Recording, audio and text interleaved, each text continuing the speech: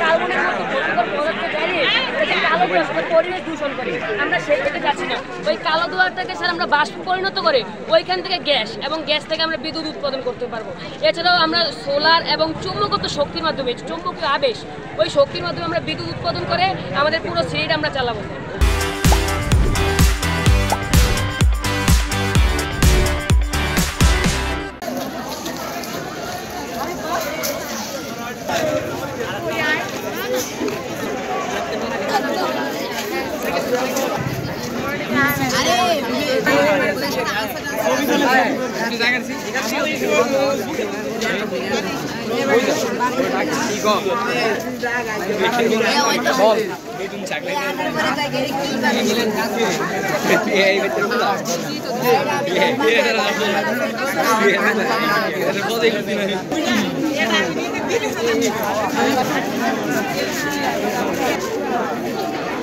সব কিছু করছে আয় নারী